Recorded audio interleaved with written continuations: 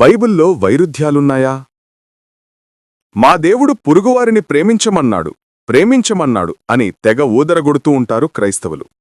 ఒప్పుకున్నా, ప్రతి విధమైన బోధకు యేసు ప్రభు చెప్పిన మాటలే ఒక బేస్గా ఆధారంగా కనబడుతున్నాయి. నిన్ను వలె నీ పొరుగు వారిని ప్రేమించు.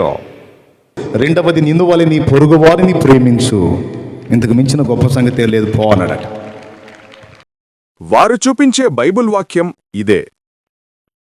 లేవియాకాండము 19:18. కీడుకు ప్రతికీడు చేయకూడదు. నీ ప్రజల మీద కోపముంచుకొనక నిన్ను వలె నీ పొరుగువానిని ప్రేమింపవలెను. నేను యెహోవాను. ప్రభు అన్నాడు, నిన్ను వలె నీ పొరుగు వారిని ప్రేమించడం నేర్చుకో అన్ని అందులో ఉన్నాయి. అప్పుడు నువ్వు అబద్ధ సాక్ష్యం చెప్పలేవు, అప్పుడు ఆశించలేవు, అప్పుడు త్వరగా కోప్పడలేవు. ఇక్కడ బైబిల్ దేవుడు నిజంగానే పొరుగువారిని ప్రేమించమని చెబుతున్నాడు. క్రైస్తవ మత మార్పిడిలో ఈ వాక్యం భలే ఉపయోగపడుతుంది. అందుకే క్రైస్తవులు ఈ వాక్యానికి ఎక్కువ ప్రచారం కల్పిస్తారు. అయితే వారు చూపించని, ప్రస్తావించని బైబిల్ వాక్యం ఒకటి ఉంది. అదే నిర్గమాకాండము 32:27. ఇక్కడ అదే బైబిల్ దేవుడు పొరుగువారిని చంపమని చెబుతున్నాడు.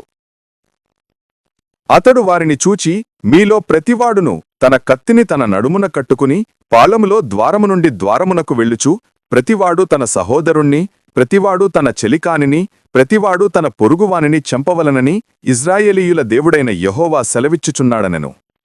పొరుగువారిని ప్రేమించమని ఒక నియమం, పొరుగువారిని చంపమని ఇంకో నియమం. ఒకే గ్రంథంలో ఒకే దేవుడు ఇవ్వడం వైరుధ్యమే కదా. అంతేకాదు, ఒక వాక్యానికి ఇచ్చిన ప్రచారం మరో వాక్యానికి ఇవ్వకపోవడం క్రైస్తవ మత ప్రచారకుల మోసపూరిత బుద్ధిని బయటపెడుతుంది.